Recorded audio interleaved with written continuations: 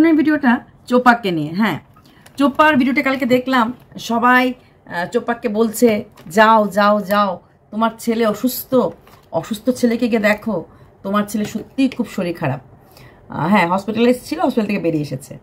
তো ছেলের ব্যাপারে কিছু বলার আগে চোপার ব্যাপারে বলে নিই। তো চোপা গেছে দিদির বাড়িতে, সে পিস্তুত দিদির বাড়িতে যাবে, আগেই বলেছিল। পিস্তুত দিদির বাড়িতে গেছে কারণ পিস্তুত দিদির বাড়ির সঙ্গে দেখা হয়নি, মানে পিস্তুত ছোট দিদির বিয়েতে এসেছিল যখন, তখনও জামাইবাবুর সাথে দেখা হয়নি, তাই এবার দেখা করতে আসলো। দিদির বরের দেখলাম দুটো হাত নেই। দুটো হাত না থাকা সত্ত্বেও সেই দিদি কি করে অ্যাডজাস্ট করছে, কি সুন্দরভাবে সংসার করছে ছেলে মেয়ে নিয়ে। এবং চোপা যাওয়ার পর চোপার সাথে খাওয়া দাওয়া বা কখন কি লাগবে না লাগবে সবটাই কিন্তু খেয়াল রাখছে। আর প্রচুর লোকের প্রশ্ন, বাইরে খাটিয়াতে ঘুমানো, ঘরের ভেতরে ঘুমানো না, চোপা পালিয়ে বেড়াচ্ছে, চোপা কিসের ভয়ে বেড়াচ্ছে। আচ্ছা বলুন তো, 2018-তে চোপা বিয়ের আগে এই মাস্তুতো ভাইয়ের বাড়ি দিল্লিতেও এসেছিল, আর এই পিসির বাড়িতেও এসেছিল। তারপর না, রাজস্থানে হয়তো যায় নাই, এই দুই জায়গায় এসেছিল। তাহলে তখন কিসের জন্য পালিয়ে এসেছিল? পালিয়ে আসে, তখন 12 পরীক্ষা দিয়েছিল, একটু গ্যাপ পেয়েছিল, তারপর পিস্তুত দিদির মধ্যে বিয়ে ছিল, তার জন্য এসেছিল। এখন এই নানা রকম ঝুট ঝামেলা যাওয়ার পর ও কিন্তু 2024 থেকেই বলছিল পিসির বাড়িতে যাব, পিসির বাড়িতে যাব, পিসি ডাকছে, ভিডিও কলে কথা হলেই বলে নাকি আসো আসো। চোপা কিন্তু ভিডিও তো বলেছিল। তারপর যখন ঠাম্মি যাচ্ছে, এইবার যখন বিয়ে উপলক্ষে সেই মাস্তুতো দাদা বৌদি আবার আসলো, তারপর ঠাম্মিও যাচ্ছে, ভাবলো একবার রাজস্থান মানে জয়পুর, এই দাদা তো বৌদি তো আছেই, জয়পুর হোকার, তারপর পিসির বাড়িতে বিয়ে আছে, তিলক অনুষ্ঠান, তো একবারে হয়ে আসবে। তাই একটা বিয়ে কাটানোর পর ওই সব জায়গায় ঘুরতে গেছে। প্রথম কথা, কোনো জায়গায় গেলে পরে যখন রাজস্থান জয়পুরে গেছিল তখন সবাই শুরু করেছিল ওখানে ওর কোনো প্রেমিক আছে, হ্যান আছে ত্যান আছে।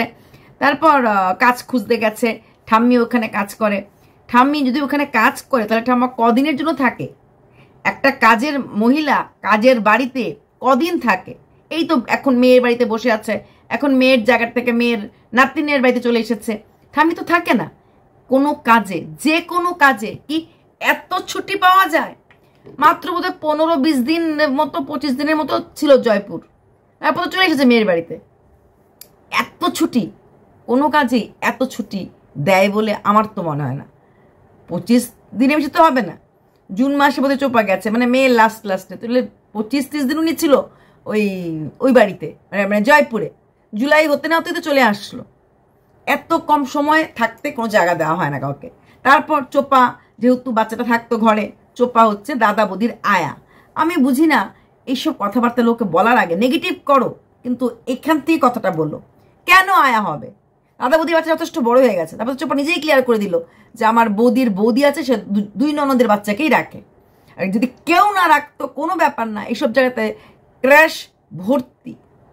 স্কুল আওয়ারের পর ম্যাক্সিমাম ওয়ার্কিং মাদারদের বাচ্চারা ক্র্যাশে থাকে।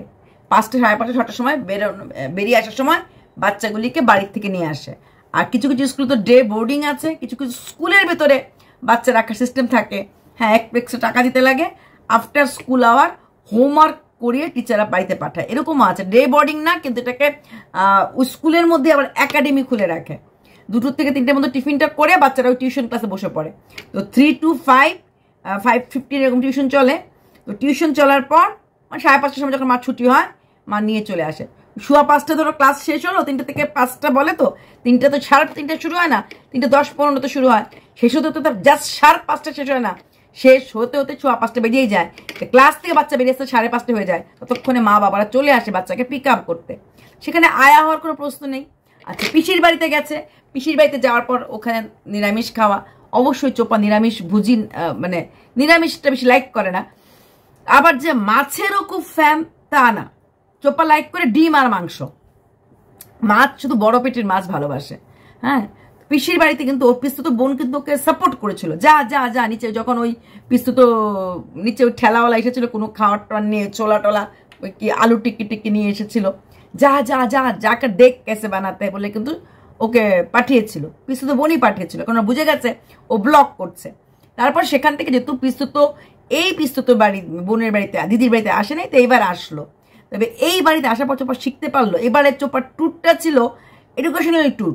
দাদা বৌদিরটাকে শিখেছে ডিসিপ্লিন লাইফ। ছোট্ট দুটো ঘরের মধ্যে কি সুন্দর করে ঘরটাকে নিট অ্যান্ড ক্লিন এবং টিপটপ করে গুছিয়ে রেখে সংসার করা যায়। বৌদি হি হি করে না হেসে খলবলানি না করে রাস্তা দিয়ে সুন্দর করে হাঁটা যায় এবং স্মার্টলি হাঁটা যায়। তারপর জয়পুরে গিয়ে দেখেছে যে কি সুন্দর অ্যাডজাস্টমেন্ট। মানে এক ফ্যামিলির দেওর ভাসুর 3 ভাই 3 ঘরের থেকে কাকা মানে কাজিন ব্রাদার কিভাবে মিলেমিশে আছে, সেটাও একটা শিক্ষণীয় বিষয়।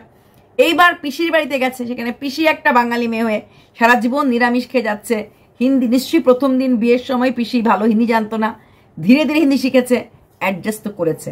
পিসির বাড়ি কিন্তু বিহারে না, ইউপিতে। এটা চোপা বারবার ভিডিওতে যখন ছিল ওই বাড়িতে তখন তো বলেছে যে চোপা পিসির বাড়ি ইউপিতে।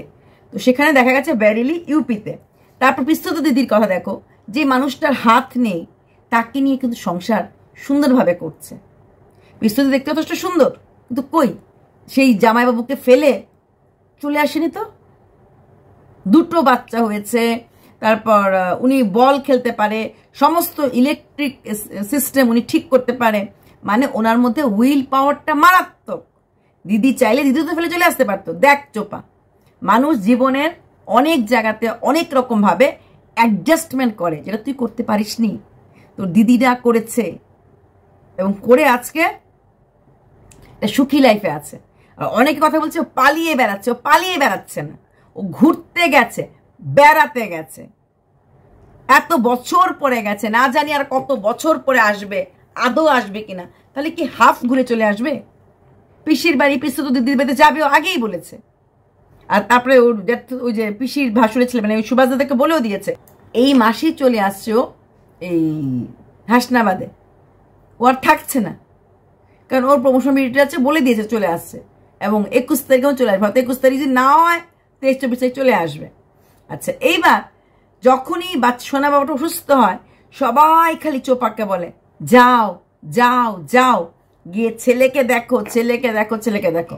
প্রথমেই বলবো সোনা বাবা তো হসপিটাল থেকে চলে এসেছে, আশা করবো তাড়াতাড়ি সম্পূর্ণভাবে সুস্থ হয়ে যাবে। সোনা বাবাকে সুস্থ থাকতেই লাগবে, কারণ সোনা বাবার মাথার উপরে অনেক মাসি পিসি কাকিমা ঠাম্মা দিদার হাত আছে। আচ্ছা, চোপাকে বলছে যাও যাও দেখতে আসো। চোপার কাছে কি সেই পাওয়ারটা আছে? তোমরা কি কোনোদিনও ভিডিও বা অন্য কিছু শোনোনি?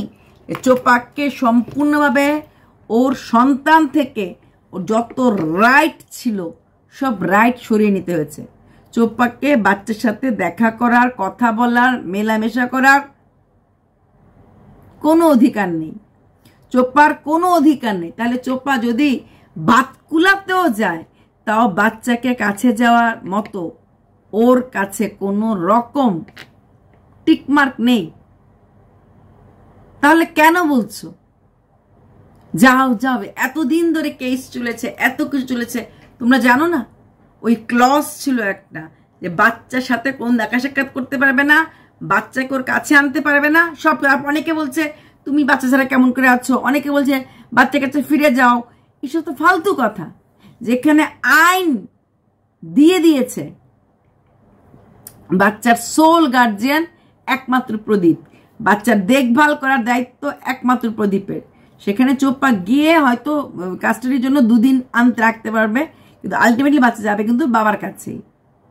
আর চোপার যতক্ষণ মতো আইনগতভাবে পারমিশন পাচ্ছে না, চোপা হাসনাবাদ থাকলেও কিন্তু বাচ্চাকে দেখা করতে পারতো না, কারণ কোর্টের নির্দেশ ছিল। কারণ নির্দেশটাতে চোপা মেনে নিয়েছে, চোপাকে নির্দেশ দিয়েছে। চোপা তো বলেই দিয়েছে চোপা টায়ার্ড, কেস করতে করতে এসব করতে চোপা টায়ার্ড। চোপা আগেও বলে দিয়েছে, কদিন আগে আমরা ভিডিও তো শুনেছিলাম, চোপা বারবার বলছে আমার আর কিচ্ছু ভাল লাগে না, জাস্ট একটা ডিভোর্স হয়ে গেলে মোটামুটি পুরোপুরি ছাড়াছাড়ি হয়ে গেল, বাচ্চার কাস্টাডির ব্যাপারটা হয়ে গেল, তারপরে ওর জীবন চালাতে পারবে।